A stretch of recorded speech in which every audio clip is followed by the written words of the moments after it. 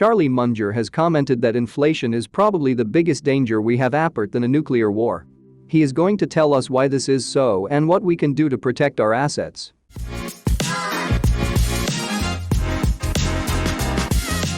Hello and welcome to the Money Street.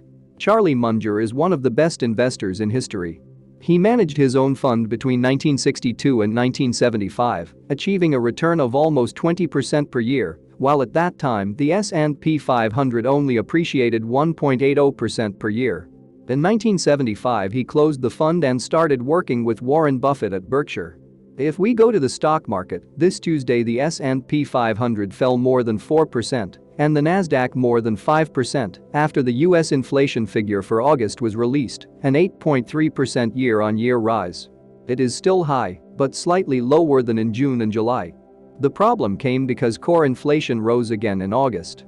Core inflation is inflation that excludes energy and unprocessed foods, such as fruits and vegetables, as these are the most volatile items and can distort the inflation figure. So energy is no longer the driver of inflation. Inflation generated by rising energy costs is caused by supply shortages, so now the focus is on demand. Reducing demand for products and services would reduce inflation. Reducing demand can be achieved via interest rate hikes, but the stock market does not like this. Yet there are many countries with higher inflation than the US. We have quite a few countries with inflation between 8 and 11%, and just as many with higher inflation. Some are not on the list, such as Zimbabwe and Sudan, which have over 100% inflation, as well as Lebanon or Venezuela.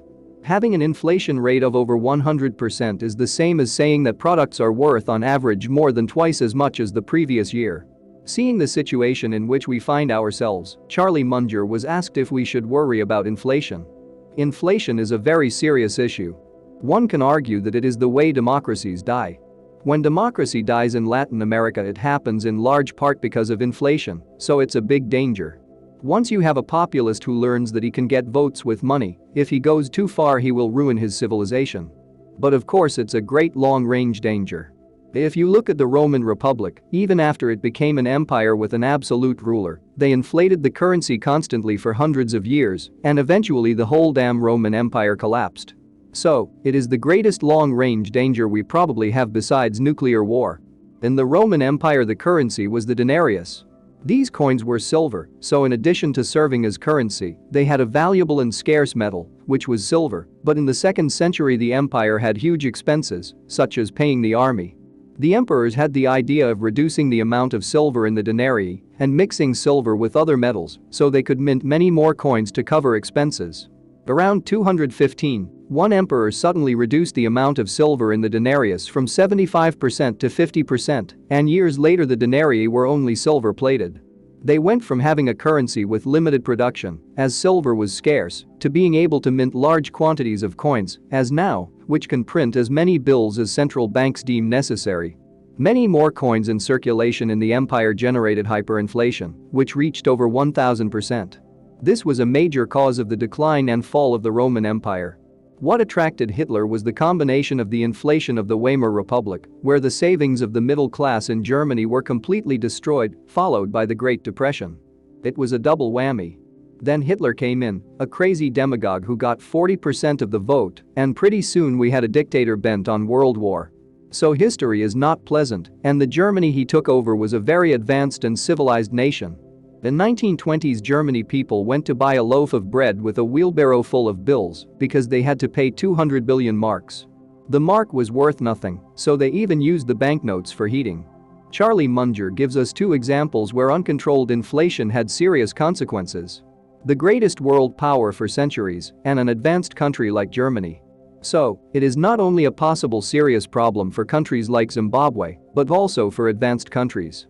Also, for more current examples, he talks about Latin America, where Argentinians and Venezuelans have to live with high inflation, when in the 20th century they were among the richest countries in the world. Charlie Munger was asked the following question: conventional economic theory holds that excessive monetary and fiscal stimulus in the last 2 years has caused the highest inflation in 40 years. Do you generally agree with this thesis? Do you think there will be a high economic price to pay for it? To the first, Munger answered yes and added, we have done something quite extreme, and we don't know how serious the consequences will be, whether it will be like Japan or much worse. What makes life interesting is that we don't know what it's going to be like in the future, but we do know that we are flirting with serious problems. I think we also know that some of our earlier fears were overblown. Japan still exists as a civilized nation, despite the incredible excess of all previous standards in terms of money printing. Think about how seductive it is. You have a bunch of interest-bearing debts, and you pay them off with checking accounts on which you no longer pay interest. Think about how seductive that is to a bunch of legislators. You get rid of interest payments and the money supply increases. It sounds like heaven. Of course, when things become that seductive, they are likely to be overused, as happened in the cases mentioned above by Charlie Munger. The latest US inflation data, especially core inflation, means that inflation is expected to persist in other parts of the world, and consequently further interest rate rises are expected, which will lead to a higher cost of debt. If you are enjoying this video and want to be aware of new videos, subscribe to this channel and turn on notifications. People's most common debt is a mortgage, where in the US they have risen considerably, and in Europe, the Euribor, which is the reference rate for mortgages, is above 2%, which means a significant increase in the cost of variable rate mortgages. In addition, Charlie Munger sees other problems with inflation. When Volcker, after the 1970s, took the prime rate to 20% and US government bonds paid 15% interest, we had a horrible recession. It lasted a long time, caused a lot of agony. I certainly hope we don't go there again. The conditions that allowed Volcker to do that without interference from politicians were very unusual. In retrospect, it was a good thing he did it. I wouldn't say that our modern politicians are going to be so willing to allow a new Volcker to get so tough on the economy and cause that kind of recession. So I think it's likely that the new problems will be different than the old ones. We may wish we had a Volcker-style recession rather than what we may have. The problems that will come our way could be worse than what Volcker was facing and harder to fix. Think of all the Latin American countries that print too much money. They get too powerful men and so on. That's what Plato said happened in the early democracy of the Greek city-states. One person, one vote, many illegalities, and you get demagogues. And the demagogues lather up the population, and pretty soon you don't have your democracy anymore. I don't think it was a crazy idea on Platon's part. He writes precisely what happened in Greece back then is happening again and again in Latin America. We don't want to go to that situation, at least not me. Munger believes that leaving interest rates as low as we have had in the last decade in the short term is positive, encouraging the economy, credit is cheap, the stock market goes up, etc. But in the long run it would be worse, as persistent inflation, or worse, hyperinflation, would be much more negative and much more difficult to solve than a recession caused by interest rate hikes. That is why he believes that Volcker's rate hike was appropriate, although he expects that it will not be necessary to raise interest rates to that extent now. Will we have more interest rate hikes in the coming decades? That's a very smart and very difficult question. When you print money on the scale that modern nations like Japan, the US, Europe, etc. printed, you enter new territory in terms of size. The Japanese bought back not only much of their own debt, but also a lot of their common stock. You can't imagine how much money Japan has printed. Still, they haven't had that much inflation. It's still a very admirable civilization. In fact, you could argue that Japan is one of the most admirable civilizations in the whole world. Now, they've had 25 years of stagnation, with living standards that haven't improved much, and I don't think that came from their macroeconomic policies.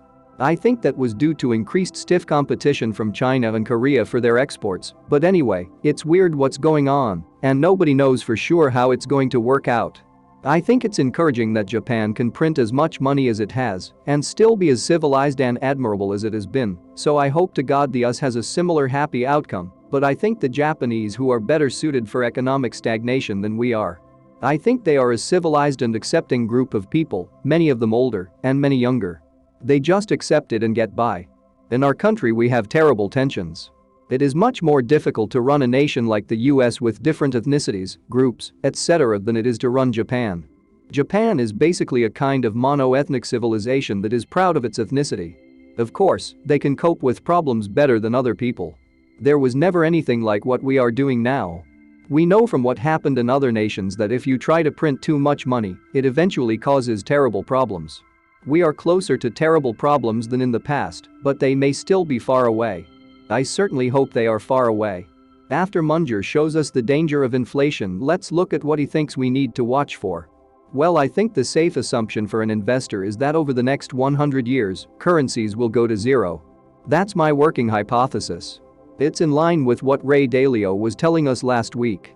The constant devaluation of cash because of inflation. With cash standing still, we are losing purchasing power as things are worth more every day. As for the stock market, we know that inflation is driving up the cost of companies, and to stop inflation central banks are raising interest rates and will probably continue to do so. This has three consequences. First, an increase in the cost of debt, so it will be important to buy stocks of companies with little debt, or at least with a large part of the debt at fixed rates. Second, a slowdown in the economy, which will affect most companies. Third, an increase in the opportunity cost for shareholders. This is because an alternative to the stock market, such as fixed income, offers higher returns when interest rates rise, so there will be investors who decide to take money out of the stock market and put it into bonds. The increase in opportunity cost makes companies worth less, according to the discounted cash flow method. The companies that lose the most value due to the increase in opportunity cost are high-growth companies. Now let's turn to costs. Some companies will pass increased costs on to the customer to maintain net margin and thus raise profits at least at the rate of inflation. Other companies will not be able to raise prices, so their margins and profits will fall. Well, Charlie Munger and Warren Buffett tell us that the first companies would be the ones we should have in inflationary environments. Those are the ones that can raise prices without losing market share, as Coca-Cola can do. The second type of companies that they indicate to invest in inflationary periods are companies that can increase revenues without having to make a high investment to do so. High investment in periods of inflation would make such investment much more costly. For example, an airline has to keep buying or leasing new aircraft, which is a high outlay. On the opposite side would be a company like Visa, which does not have to make large investments to keep its business running. Share with us your opinion and tell us what you think may happen in the future. Leave us a comment explaining it to us, and we will be happy to read it. If you like the content that we are creating, you can support us by buying a coffee for us. With this, you will be contributing a lot to our work, and we will be able to increase our content. You will find the link in the description. Thanks for watching The Money Street, and don't forget to click the subscribe button for more financial videos.